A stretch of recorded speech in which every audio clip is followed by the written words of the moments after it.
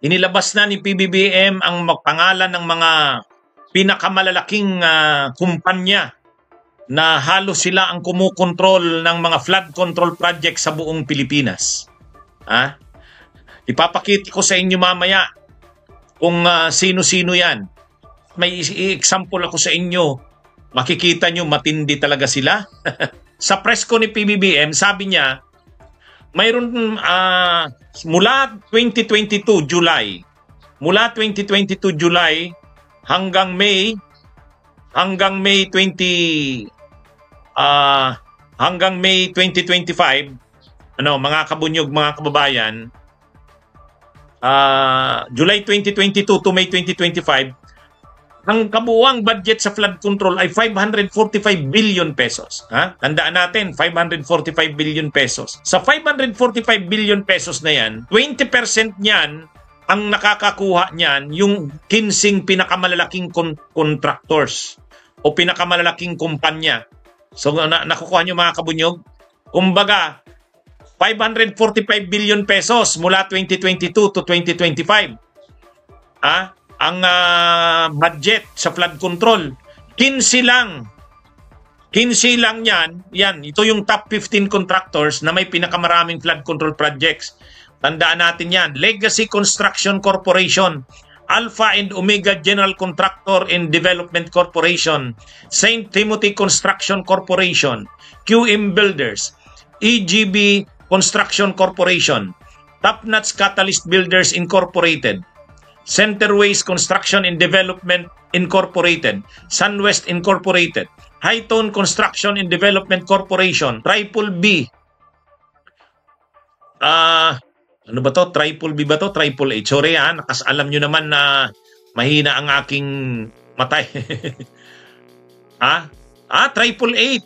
Triple Eight Construction and Supply Incorporated, Royal Crown Monarch Construction and Supplies Corporation, Wawo Builders, MG Samidan Construction, LRTK Builders Incorporated, Road Edge Trading and Development Services.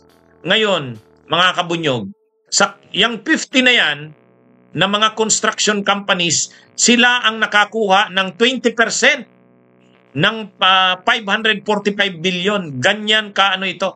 Ngayon, bakit nandyan ang picture ni Vico Sotto? Bakit nandyan ang picture ni Vico Sotto? Dahil nga mga kabunyoga, dalawa sa pinangalanan natin kanina, yung nauna, Legacy, ay yung Alpha Omega and Construction General Contractor and Development Corporation, saka yung St. Timothy Construction Corporation. Yung second and third sa listing, yung nakikita nyo.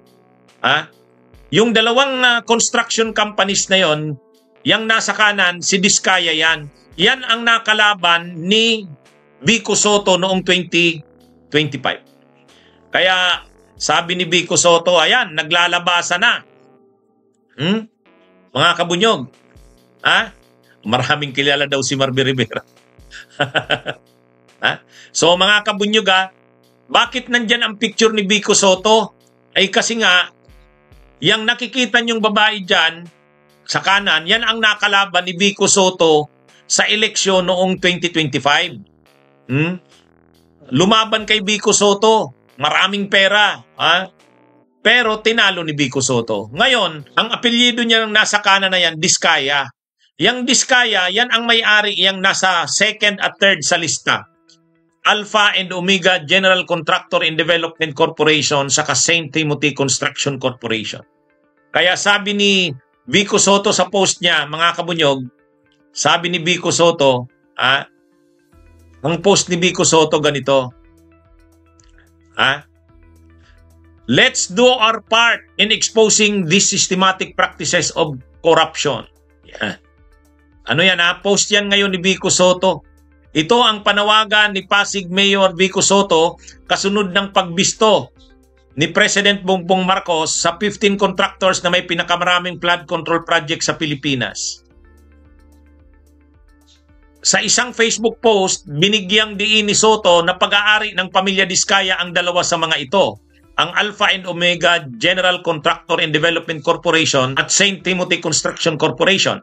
nakalaban niya si Sara Diskaya sa 2025 midterm elections.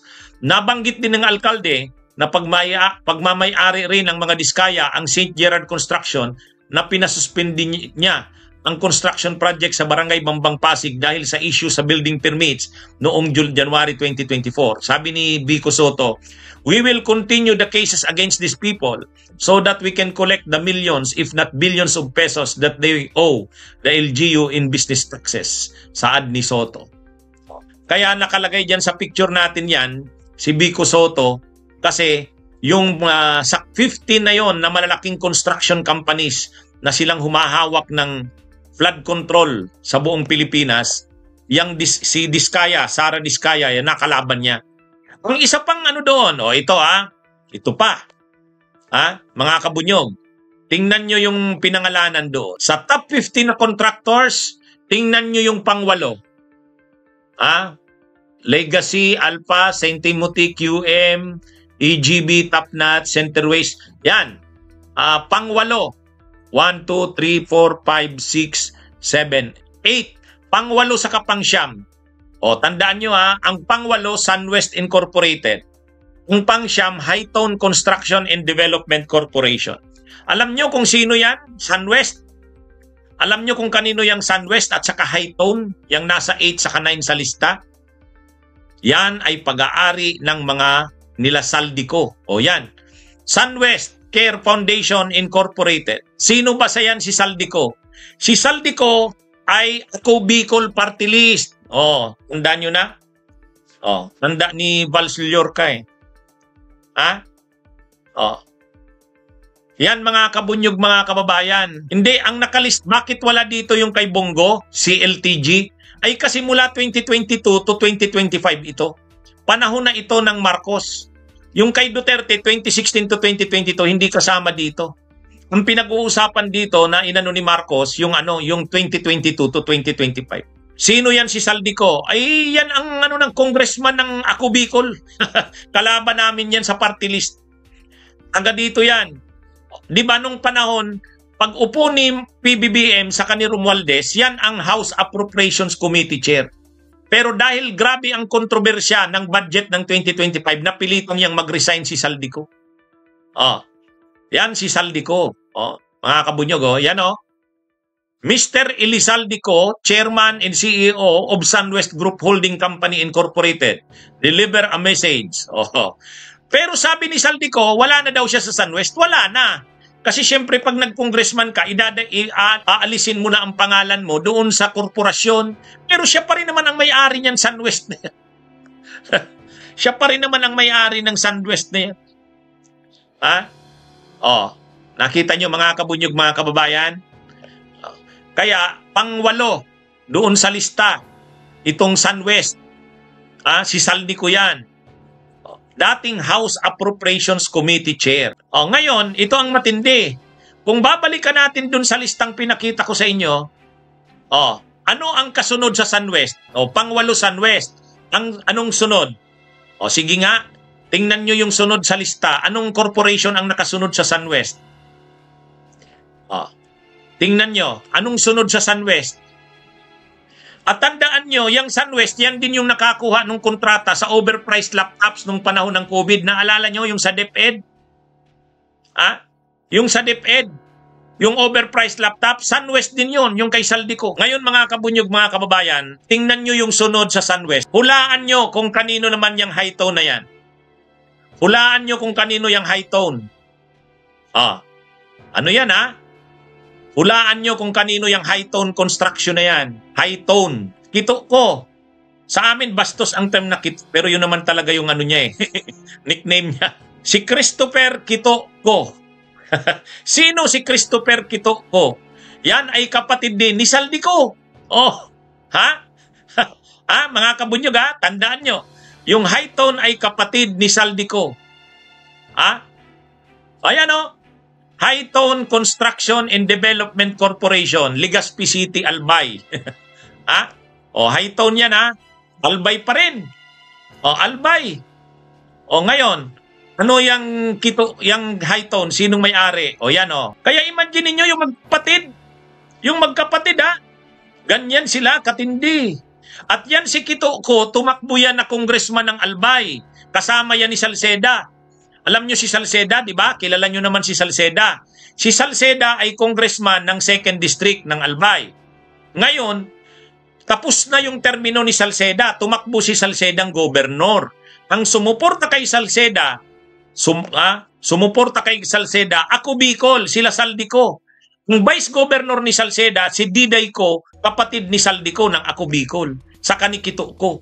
Si Kito ko, tumakbong congressman doon sa 2nd District ng Albay. Yung nabakante ni Salceda, salamat na lang at natalo si Kito ko.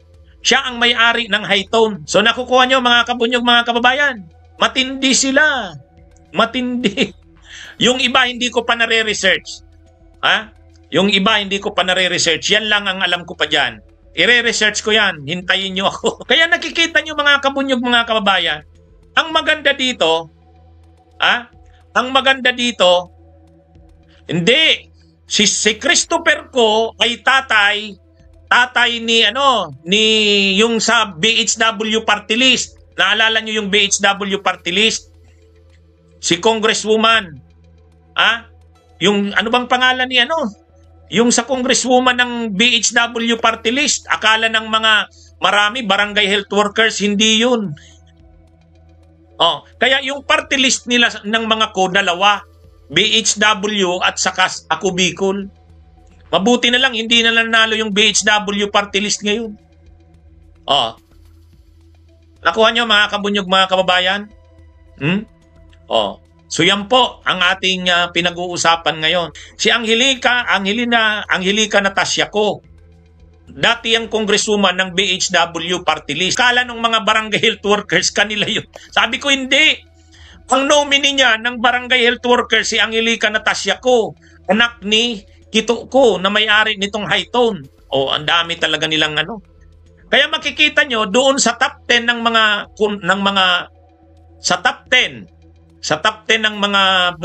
mga probinsya, ang Albay kasama doon. Pero sabi nga ni PBBM kanina sa press con, ang lima diyan sa mga construction na yan ay may kontrata sa lahat ng rehiyon ng Pilipinas. Dito sa 50 na ito na nangunguna, ang lima diyan may kontrata sa lahat ng rehiyon ng Pilipinas. Lahat as in lahat. Duda ako yung Sunwest ni Saldico. Ikaw ba naman? Ikaw yung may hawak ng budget kasi House Appropriations Committee Chair ka. So ito na mga kabunyog. Maganda dito sa in-expose na ito ni PBBM. Kaalyado niya yan, mga ko. Magkakaalyado sila niyan. Administrasyon yan eh. Pero binanggit. Okay lang yan. At least walang pinoprotektahan. Yung expose ni PBBM, yung in-announce niya, ayan. Anyway, hindi naman natin sinasabi, kaya nakita nyo na, yung Ako Bicol party list, yan yung Saldico. Nakuha nyo. Kaya lang, nitong 2025, masyadong controversial yung budget nitong 2025. Kaya nag-resign yan si Saldico bilang House Appropriations Committee Chair.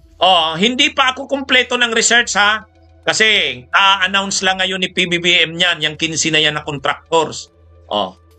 Pero tandaan nyo, yung 15 na contractors na yan ang nakakuha ng 20% ng mga flood control project sa buong Pilipinas mula 2022 to 2025. Ganyan sila katindi. Ganyan sila katindi.